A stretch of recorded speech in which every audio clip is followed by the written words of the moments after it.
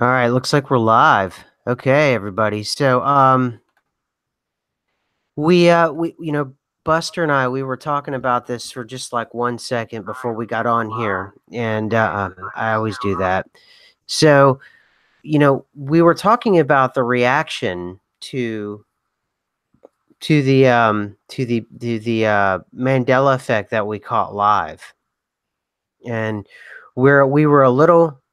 I don't know, Buster. I don't know if it's disappointed, but it's odd that something so massive happened. We have it recorded. We now at this point I think at least three people have told me on Twitter that they put it through their own sound systems, and there is no there's no way that that's me coming through twice and cutting out twice.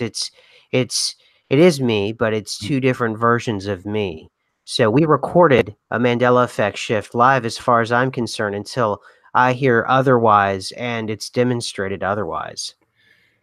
Yeah, there's nothing definitive yet, but all evidence seems to suggest that is what happened.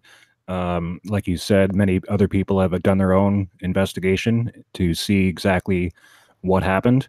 And as far as I can tell, it wasn't YouTube buffering. It wasn't anything like that. It wasn't some kind of weird computer glitch. It seemed to be a Mandela effect shift caught live during the live stream because everyone else who's looked at it has basically said, yeah, that's your voice twice, but it's saying the way you said it was completely different. Mhm. So I called this episode Mandela Effect 2.0 because regardless of whether or not, the video itself, gets bigger and it gets a lot of people paying attention to it, I think we've entered a new kind of a 2.0 for the Mandela effect because this is the first time that I think a Mandela effect was caught live. And just the fact, and I put in the description here all the links that you need. The video where Buster Chicken, myself, everybody that was involved with this, all of us talking about it just as it happened. Then Buster created a video right afterwards. And then there's a live the last Lost and Found bin that Chicken I did it at 15:37 or something like that. We talk about it in the other video exactly where it's at. You can listen to that live, and I promise I don't have any kind of special powers over YouTube. Like I said before, I can't get them to even answer emails. So, I it's extraordinary that we did it, and, I think it is a kind of a 2.0 world now, that we did this, and I also and the reason why I wanted to get on and chat is, there's a whole kind of cottage industry out there. Actually, it's kind of a major industry out there with, TV shows and everything of ghost hunting and stuff like that, and it's really kinda tech-oriented. I could almost see there being, like, Mandela effect hunters that do this live, and people actually having conversations and trying to enact a Mandela effect. And perhaps there are triggers that will create mini Mandela effects or something like that. I mean, there could be a series of variables that you got to check off, and then you can create a shift. I was thinking of all these kinds of possibilities, Buster. Yeah, there's lots of possibilities. Like I said, no, there's been nothing concrete yet. It's just very strange because everyone who's actually looked at it has basically said the same thing that I initially said, is that it doesn't seem like a glitch. And there's basically no one's been able to offer any kind of explanation yet, which is fine because I would like to hear one, but so far no one's been able to at least offer anything that at least makes sense. Yeah, totally. So far, the only explanation we do have is that we did catch it, and I think we did. And let's see. Anytime it says I am at Mandela Effect 4.0, when are you going to catch up? Exactly. Well, we're only at 2.0, and it's just very interesting. And I think I think what's so baffling, and I don't know if it's a shadow ban or what it is. I've talked about this before. I've had less consequential videos get 70,000 views, and it was very. And this was one of the more important, other than introducing the CIA FOIA document and then some of the other highlights that I've broken ground on before on this channel, that I would consider that probably one of the highest watermarks of my career on this channel and our careers, quite frankly. I think at least I don't want to speak for you, but I think this is a high watermark for everyone. Would you agree with that? I would say it's starting to look like that, and if no one's able to offer any kind of valid or reasonable explanation, then I think basically our first assumption was probably correct, and that we did record it live because we've got the evidence to back it up now. So, I mean, people have said things like, "Oh, it was the sample rate and it changed the pitch," which okay, maybe that might be a possibility, but as far as I know, you can't do that in Google Hangouts during a live stream. Yeah, I totally we couldn't. You got to understand too is it's me saying it differently. So that doesn't talk about, that doesn't speak to data packets being delivered at different times. All of those things like you're talking about with pitch and all those things. It's me in two different versions of me saying the same thing differently, saying it differently. And I would have to, what I would want someone to do really at this point to make it definitive is actually be able to put it up into some kind of software, basically like you did, and do the breakdown and explain definitively. Because for me, the death nail where it was over and it was done with was whenever you had the charts. What were those charts called? That was a frequency analysis chart. So basically, what happens is it records all of the frequencies and it shows it in a graph from lowest frequency to the highest frequency, from left to right. And basically, human hearing goes from, I think it's 20 hertz to 20,000 hertz. Hmm. Yeah. So that's different, and it was very different. So, I mean, like everyone said, the inflection in my voice and everything else, and I noticed someone on Twitter mentioned, could you have said it twice? Because I do that sometimes.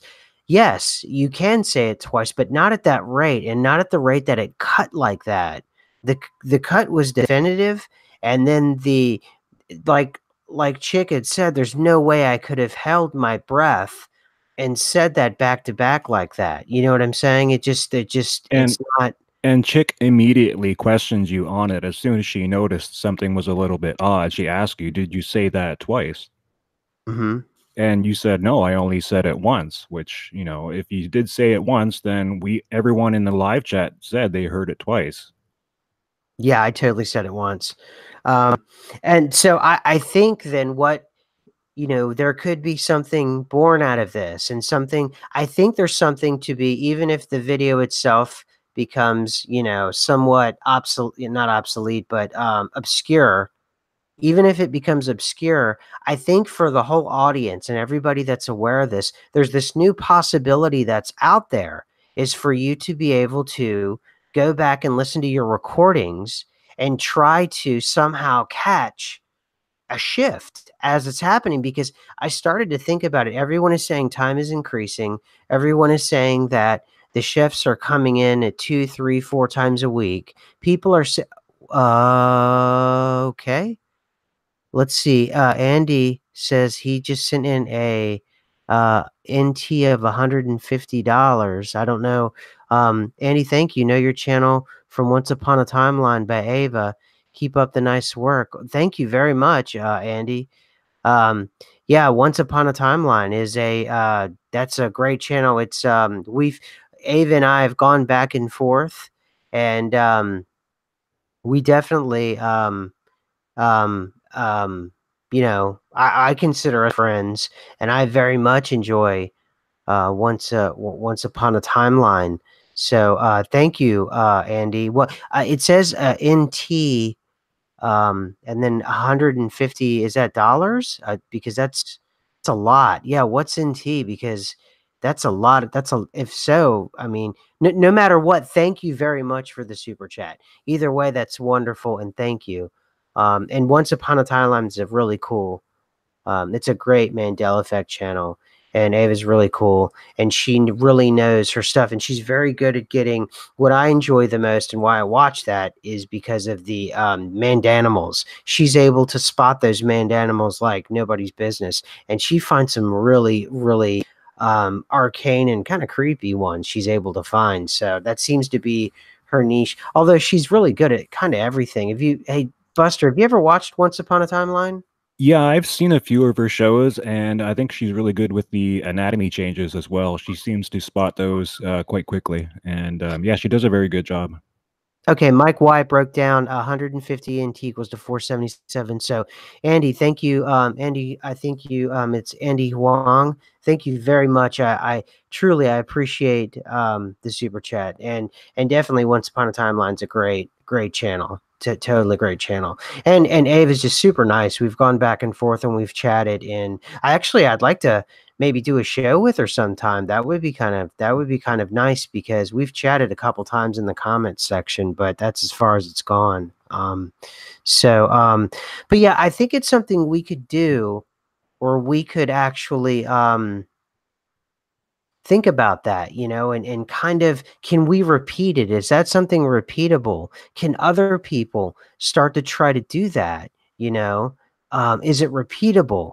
And that would be a next level kind of thing, Buster, because you and I have talked about it. We want to take it to that next level, and perhaps if we can find the conditions that were there at the time, could you imagine if we could find it being repeatable? You know how crazy that would be? Yeah, absolutely. And I think someone had suggested in the comments to mark down the time and any other pertinent information so that we could try to track sort of when these so-called glitches seem to happen. And I think I saw you mention something on Twitter to the Schumann bot to see I if there did. was, yeah, to see if there was anything happening at that time. Yeah, I did. I mentioned a Schumann bot, and the reason why I did is because I don't know. I'm thinking Eastern time. So I'm like, okay, if it's 17 minutes in to the lost and found bin, the lost and found bin starts at 2 Eastern, but that doesn't ensure that it actually happened for the Schumann bot, that it'll be 2 o'clock Eastern there, because I'm not entirely sure if Schumann bot is, some other time zone. Yeah, it might be using some other time zone. We'd have to look into that to find out for sure when exactly it did happen, so we could kind of correlate any information to see if there is a correlation at all. Which it wouldn't surprise me if there is. And if this sort of thing happens again, even if we've got any kind of information written down from that date, from that time, and we can, it happens again, say, and we record it. Who knows? Maybe we can actually come up with some sort of progression to see exactly what's causing this specifically, and if there's a correlation between either the Schumann resonance or solar magnetic storms or whatever else it happens to be. At least we've got a log of recorded information. And I think what's really cool is I'm glad you brought that up, because someone said that we're going through a dark matter storm right now.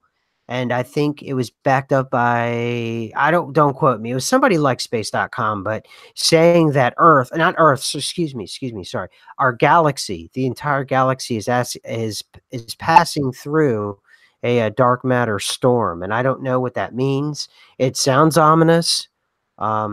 Certainly the solar flares, at least for what they say, they are ominous, or they should be ominous, but I've never actually experienced anything negative from solar flares in terms of technology frying or anything like that, but you never know. Yeah, yeah. There's many things to consider. Just recording any kind of information at that particular time, or even throughout the week. If there were magnetic storms at the time, or if the Schumann resonance was going crazy, or even if there was like an electrical storm in your area. Who knows? It could be something as simple as that. We have to start somewhere, right? And even if we just record a bunch of information and only two things happen to be relevant, then at least we've got those two things to be, to kind of build upon. But I think it's good to at least start somewhere. Yeah. And for anybody who's here and they don't know what happened, last Sunday, or was it Saturday? Last Saturday, we recorded, we think, at least so far, all the evidence is pointing towards, we recorded the first Mandela effect shift live on air. And I I don't know what to say about it. We did a video about it. We put the voice. It was my voice. I was saying a phrase. It went through Audacity, and it's showing different, and Buster just breaks down. I'm not going to play through it again, but Buster broke it down, and we asked other people out there. Now, there have been others on Twitter that challenged it, and then they finally said their version of software, they put the voice through, and indeed it is.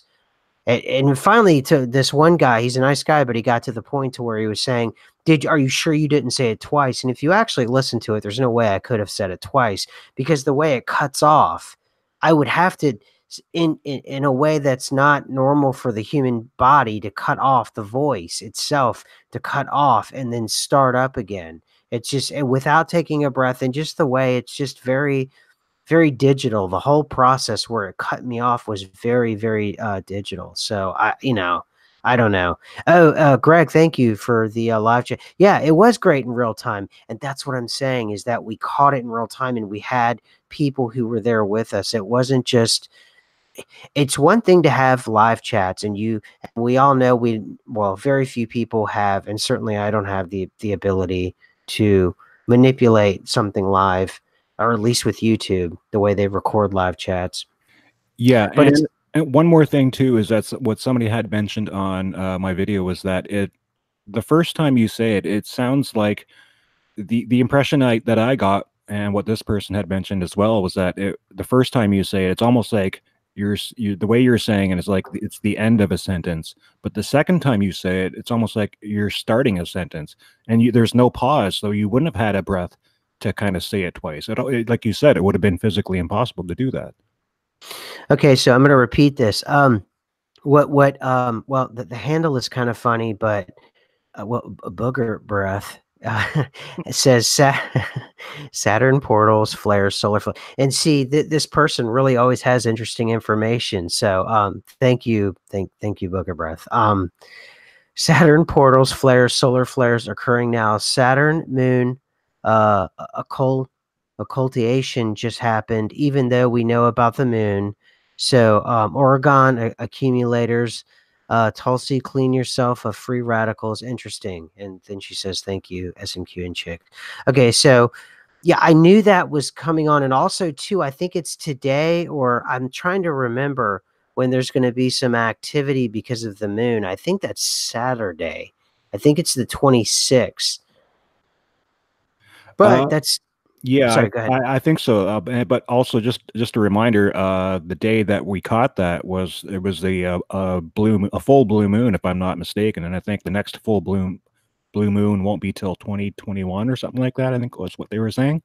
Mm-hmm. So Mm-hmm. who knows if that had something else to do with it as well, right? Like, I don't know if you did write anything down from that day that was at least noteworthy to write down, but like just simple stuff like that, like maybe a moon phase might have something to do with that as well. You know, like even something astrologically, like we have to start kind of logging these sorts of things to see where the correlation is, because I'm sure it has to lead somewhere. It has to. Yeah. And another thing too, emotional state, and also too, because this chat is so tight. It's the same people who are really, we're a real tight community here. It could be the overall kind of frequency that we're all putting out together. It could be the overall vibe. I know oftentimes, like, I'll put out, and almost at the exact same time, a cult fan over on Twitter will put out, almost in sync within seconds of each other, repeating numbers in terms of time.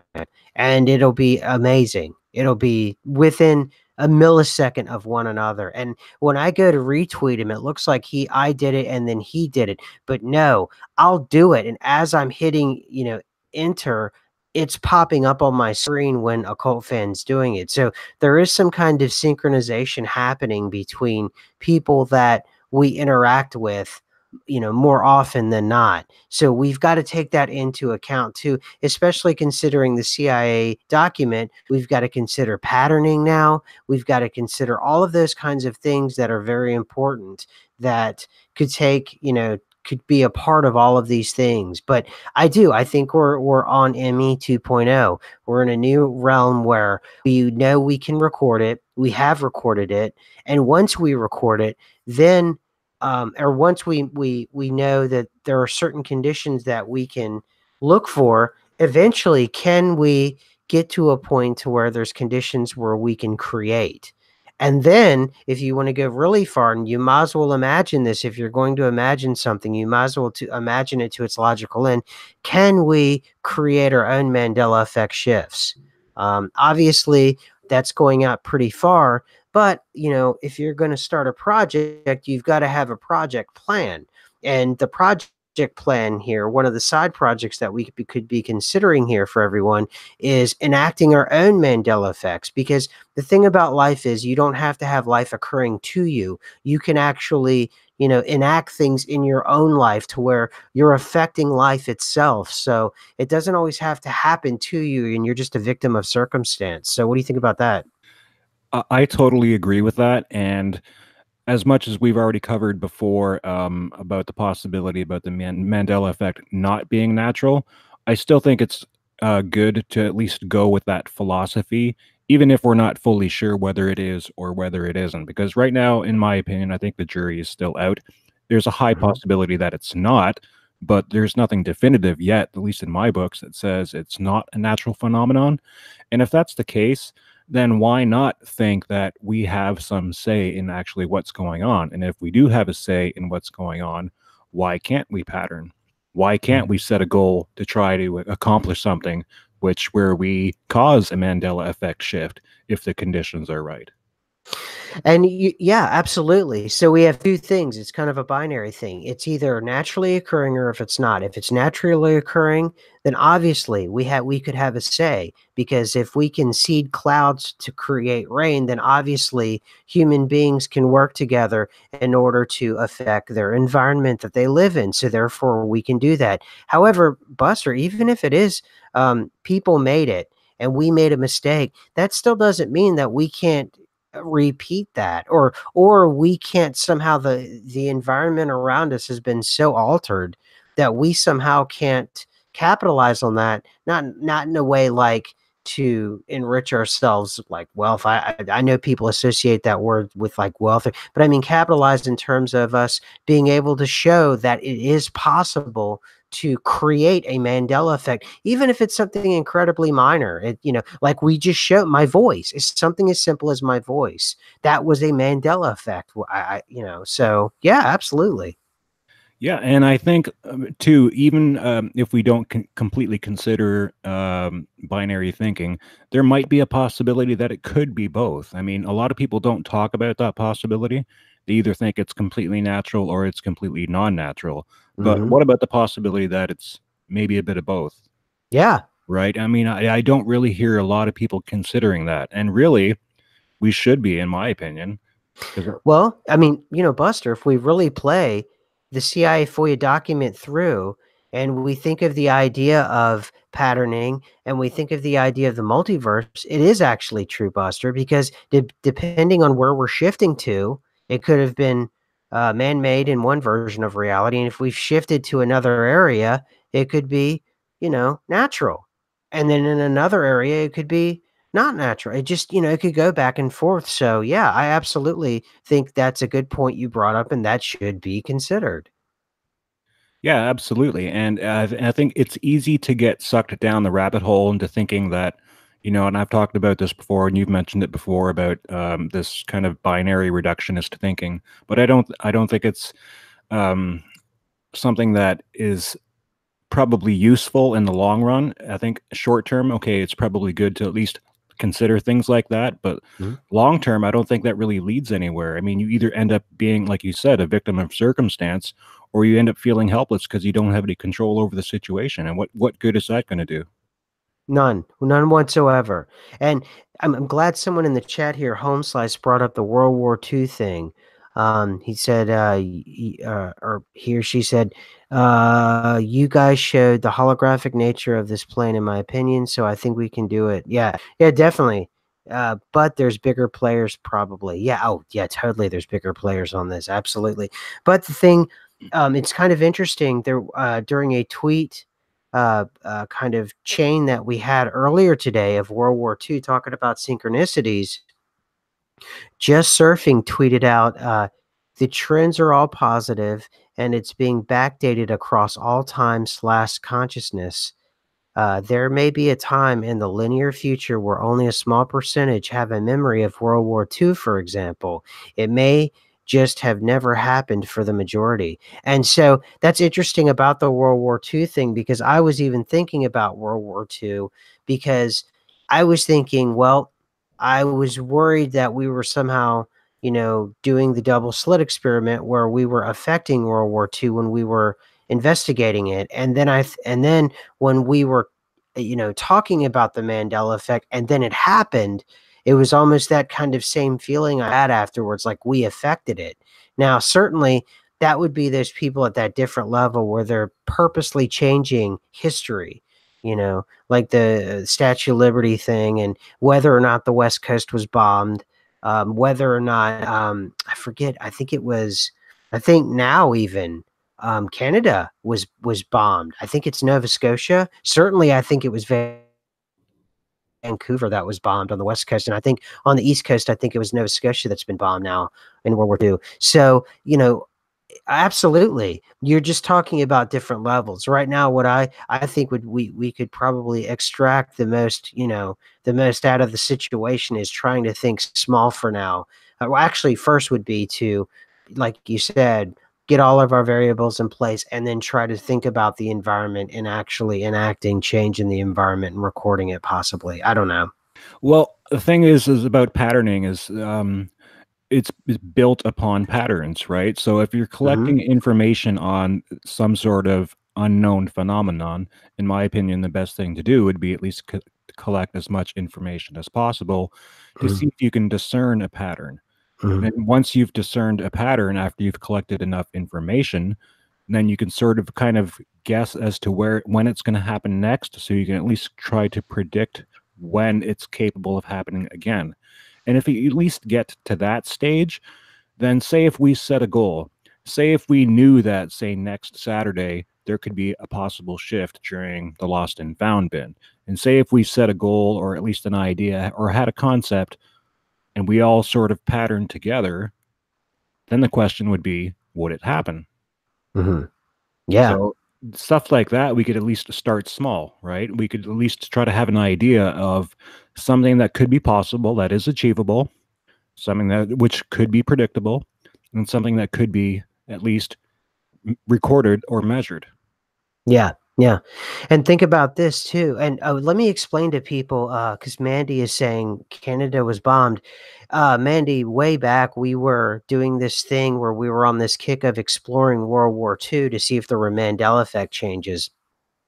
And as we started to do more research on World War II, we started to find all these odd things happening. Like there was bombing, like pretty major shelling, I think, in California, just north of, I think it was Santa Barbara, I believe, that was shelled by the Japanese. Also, Oregon was heavily bombed. Washington State, I think the Japanese seized, 2 Alaskan islands.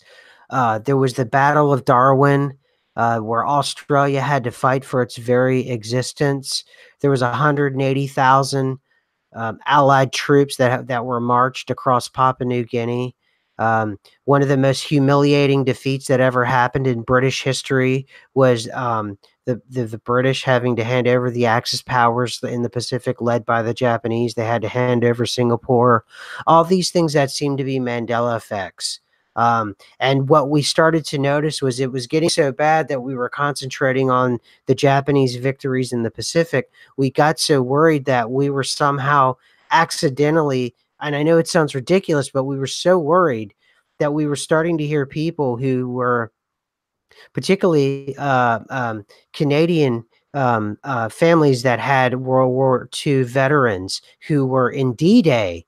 Suddenly, their grandfathers weren't storming the beach with the rest of the Allies in order to fight in the European theater. Suddenly, their grandfathers remember being in the Pacific theater and having to fight in Darwin just so Australia could stay, with the Allies and stay free. And suddenly we were realizing, are we inadvertently discovering something that's happening that we have no idea what's going on, or are we accidentally doing this? And suddenly we started getting more and more, and before you know it, I don't even know if Canada now was part of the D-Day storming, because Canadians were actually reallocated to save Australia, because we were actually at that point, things were so tight that, D-Day now has fundamentally been changed.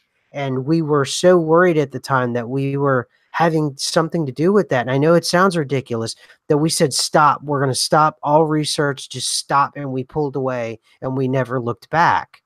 And still now you'll look at those, the Japanese, they had these balloons.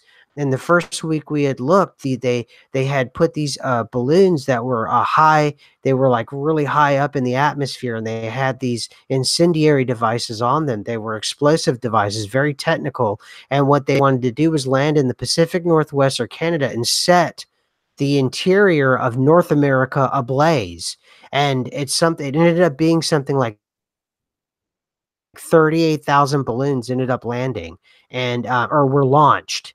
And so we were like, okay, this is too weird, it's too out of control.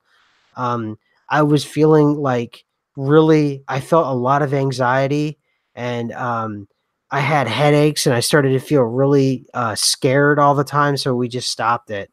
And I actually haven't looked back at that. So I don't know. I still don't know what happened. So there's It's that. interesting too, because I mean, when you look at the quantum world, we know the observer has an effect on reality, right? I mean, obviously, the double slit experiment Mhm. shows that observers can affect the outcomes of reality.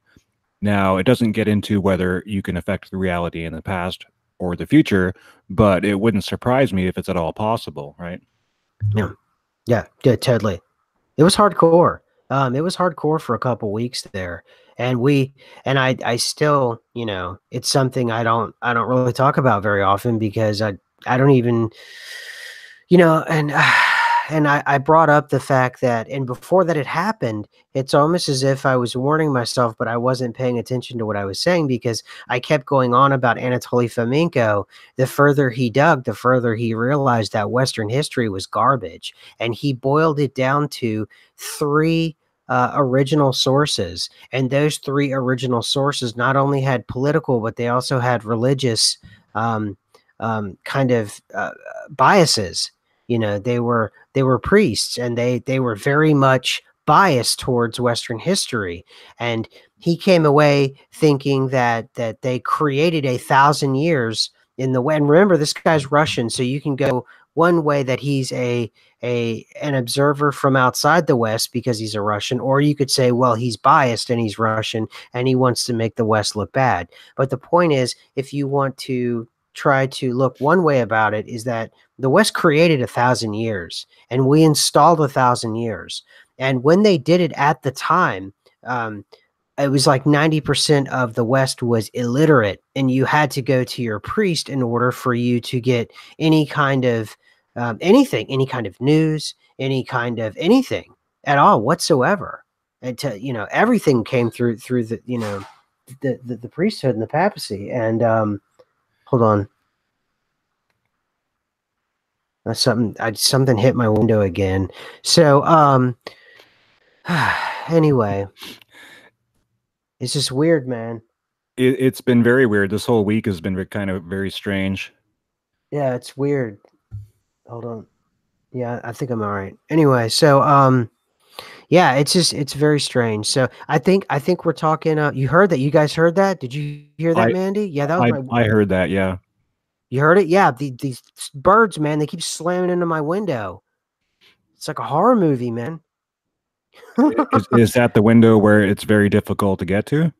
No, no, that one, no. The other one was impossible, but a bird just slammed into it's a second story window, and it slammed into it. I mean, even my cats are wigged out, and everybody's wigged out now. So anyway, I forgot what I was talking about. You were talking about flamenco and him not being able to get a decisive outlook on the past that he was researching. Yes, yes, yes, exactly.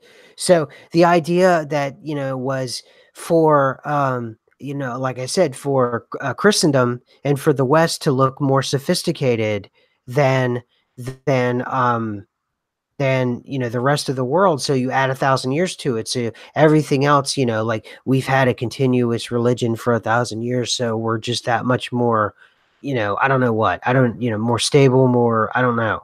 And that way it added to the lore of sort of, you know, Christendom. It added to the lore of all kinds of different things that, well, you know, once you have 1,000 years to play with, you can almost insert any kind of glorious history you would like, you know, basically. So at that point, anything goes, right?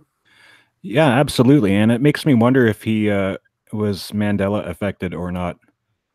Well, and that's what I was getting at. Sorry. Yes, you broke that down for me. My point was he dug so deep was it's like with us in World War II is if you keep digging for things, you're eventually it's going to just fall through your hands like sand and you'll have nothing. You'll end up with nothing. And that's ultimately, I think he dug and he dug and he dug and he dug out to where it's almost like Inception, where you flip up and you're upside down and you dug out of the ground and suddenly you've dug, you know, you're digging out of the ground. You know what I mean? You dig into where you're digging out of the ground to that kind of thing. So that's what I'm thinking. Yeah, I think so too. And it's interesting too because, you know, when you grow up, you end up getting taught that time is this kind of linear thing and that this past is something that just can't be changed. Yet anyone who's been Mandela affected for any length of time will tell you that that's not the case at all. Right. Right. Yeah, absolutely. It's completely bogus. It's absolutely not true.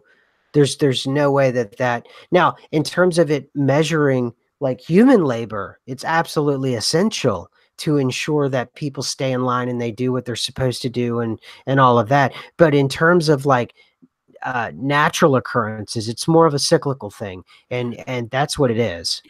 Right, but that also brings up the other question too, is what is this fascination with this artificial linear time construct, right? What is the purpose of that and why are we forced to use it, which is kind of why I kind of guided you into that book of the 2012 with the calendars. Hmm. And hopefully we get some good information out of there because I think there is a lot of good information in there as well. I think there is, and you know, I'm glad you brought that up because so much had happened around that time. I'd only gotten partially through the book. We need to get all the way through it and do at least an episode or maybe even a three-part series on the book alone because the book itself is pretty powerful. Oh, absolutely. I agree. There's a lot of good stuff in there. And I think when you go back far enough and you look at all of these ancient civilizations that had various knowledge of certain things, which, you know, we didn't find out till way later on, you know, how did they know about all these things, right? Hmm. Um, yeah, human evolution, all of these astrological events, how did they know about them? Yeah, yeah. How do ancient people who are, you know, quote unquote primitive compared to us know the charting of the stars better than we do? In fact, we actually refer they're actually the source that we use to refer to make sure that our star charting is actually correct. At least up until very recently, that was the case. We would actually look to the ancients to make sure that the star charting was correct first. So, um, anyway, I got a lot of weirdness going on. So, I'm gonna boogie. Um, Yeah, not a problem. yeah, yeah, yeah. I look, we got. I think we communicated what we want to, and hopefully for anybody who's just jumping on here, get those thumbs up, and please check out the video, and then also check out Buster's video. It's a three-part series, basically. It's you know the first video is Buster, myself, and Chick talking about what had occurred. Then Buster does a breakdown video that's in that video, and also I have it here in the description. And then go back and listen to last week's Lost and Found bin, and you know judge for yourself. It's around 1753ish, somewhere around there, and judge for yourself. And I promise you, I wasn't you know, I'm not in cahoots with like Google and I don't have any kind of software or any kind of know-how to do some kind of whatever. I don't know what I don't yeah, I wouldn't even know what to call it. So anyway, all right guys, that's it. We're out of here. Thank you.